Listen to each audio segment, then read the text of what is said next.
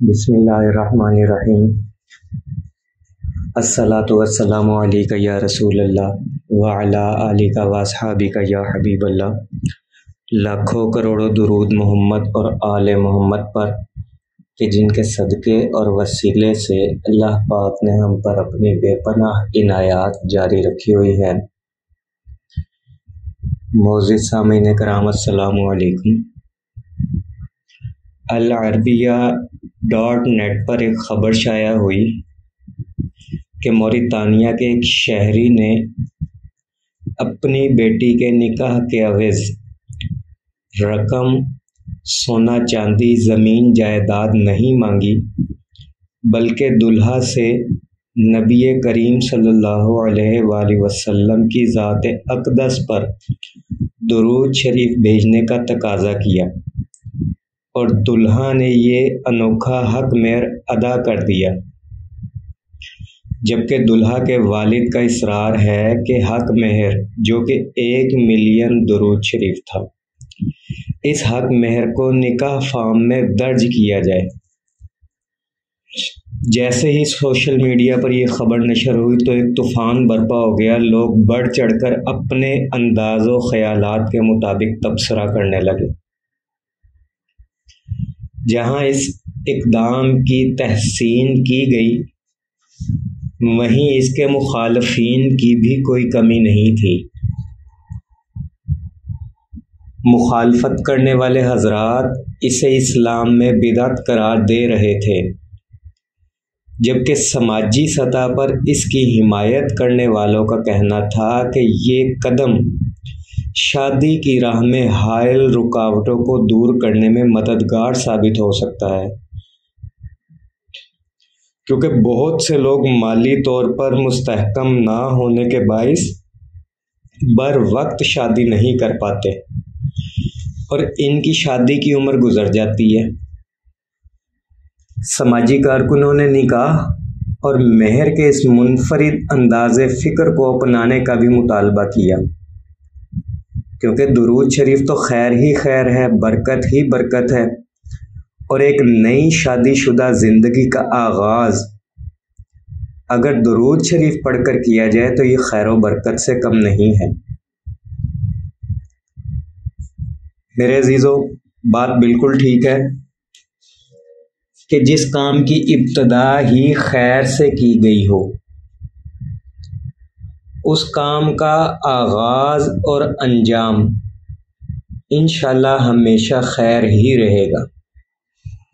جیسا کہ میں نے پہلے واقعے میں بتایا کہ درود شریف تو خیر ہی خیر ہے، برکت ہی برکت ہے، اور یہاں سوچنے والی بات یہ ہے کہ حضرت آدم علیہ السلام کا حق مہر کیا تھا؟ انہوں نے کیا حق مہر دیا تھا؟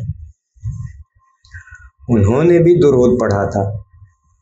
احادیث کی کتب میں یہ واقعہ سننے کو مل جائے گا، پڑھنے کو مل جائے گا کہ جب حضرت آدم علیہ السلام نے حضرت حوا علیہ السلام کو دیکھا تو اللہ تعالیٰ سے عرض کیا کہ یا باری تعالیٰ میرا اس سے نکاح کر دے، تو اللہ تعالیٰ نے فرمایا کہ آپ حضرت محمد مصطفیٰ صلی اللہ تعالیٰ علیہ وآلہ وسلم کی ذات اقدس پر 10 مرتبہ درود شریف پڑھیں تو میں آپ کا نکاح اس سے کر دوں۔ حضرت آدم علیہ السلام نے 10 مرتبہ درود شریف پڑھا تو اللہ تعالیٰ نے ان کا نکاح حضرت حوا سے کر دیا۔ تعداد میں کمی بیشی ہو سکتی ہے، عین ممکن ہے کسی کتاب میں تعداد زیادہ لکھی ہوئی ہو، لیکن بہرحال حق مہر درود شریف ہی تھا۔ اگر یہ ضعیف حدیث بھی ہے تو حدیث نا،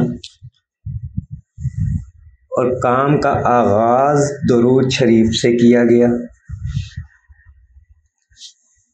اگر ایک سروے کرے، میرے پاس تو بہت سے لوگ میسیج کرتے ہیں، بہت سے خواتین میسیج کرتی ہیں، اور ان میسیج کرنے والوں میں اگر ان کی تعداد دیکھی جائے اور ان کی عمر دیکھی جائے تو عمر جو ہے وہ 30 سے 35 سال کے درمیان ہے۔ خواتین کی تعداد بتا رہا ہوں، خواتین کی عمر بتا رہا ہوں۔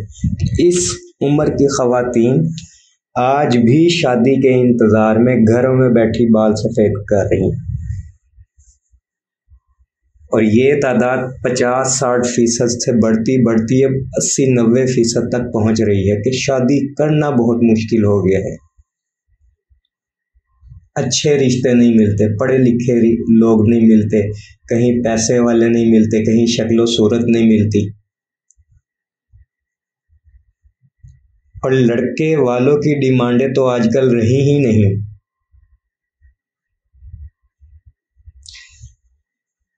تو اس سب میں اگر دیکھا جائے تو درود شریف کو اگر حق مہر بنا لیا جائے تو لوگوں کے لیے آسانیاں پیدا ہو جائیں گی، لڑکی والوں کے لیے بھی اور لڑکے والوں کے لیے بھی۔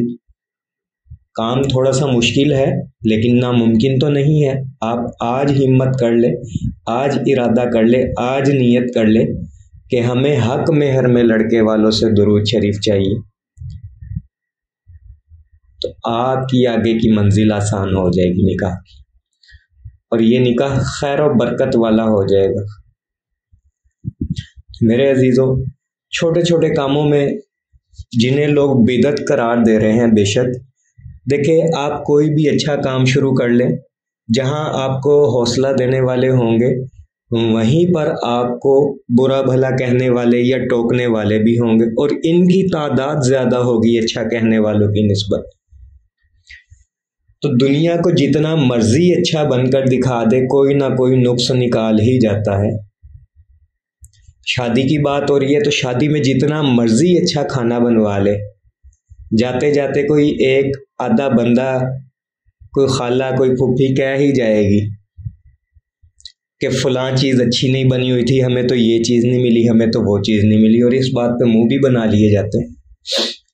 تو جتنا مرضی اچھا کر لیں، لوگوں نے اس میں نقص نکالنے ہی ہے، اس کو برا کہنا ہی ہے۔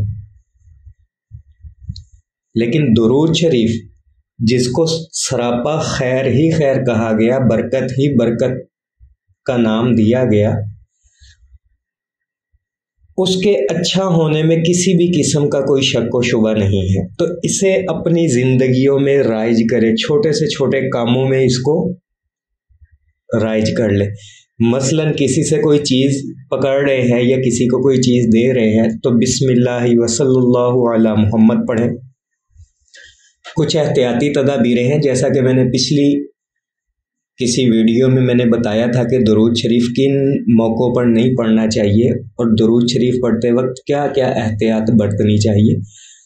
تو ان باتوں کو ذہن میں رکھ کر چھوٹے چھوٹے کاموں کو درود شریف سے منسلک کریں۔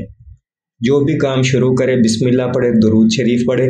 جب آپ کی زندگی میں درود شریف رچ بس جائے گا تو پھر عشق کا اصل مزہ آئے گا، اور آپ اسے خود محسوس کریں گے، اس کی حلاوت آپ کو خود محسوس ہوگی۔ ضرورت صرف اس چیز کی ہے کہ پیغام آپ تک پہنچ چکا ہے، ہمت اب آپ نے کرنی ہے، شروعات آپ نے کرنی ہے۔ جیسا کہ میں نے ایک پہلی ویڈیو میں کہا تھا کہ آپ کی گاڑی کو دھکا ہم لگا رہے ہیں تو پریشان نہ ہو، ابتدا کرے، کوشش کرے، برکت اللہ پاک دے گا۔ تو آج سے ہی ارادہ کر لے، نیت کر لے، نیت پر بھی ثواب ملتا ہے، اور جیسی نیت ہوگی ویسا ہی اجر ملے گا۔ انما الاعمال بالنیات، اعمال کا دار و مدار نیت پر ہے۔ اگر آپ اچھا سوچ کر، مثبت سوچ رکھتے ہوئے درود پاک کو فروغ دے رہے ہیں تو آپ کو اچھا ہی اجر ملے گا۔ اجر لوگوں نے نہیں دینا، اس لیے لوگوں کی باتوں پر دھیان نہ دیں۔ آپ ذکر رسول صلی اللہ علیہ وآلہ وسلم کو بلند کرنے میں، پھیلانے میں لگے ہوئے ہیں، تو اس کا اجر بھی اللہ پاک دے گا۔ دعا گو ہوں کہ اللہ پاک ہم سب کو درود شریف پڑھنے، پڑھوانے، لکھنے، لکھوانے اور اس کی اشاعت و تبلیغ کرنے والا بنائے۔ صلی اللہ علی محمد، صلی اللہ علی محمد، صلی اللہ علی محمد۔ السلام علیکم۔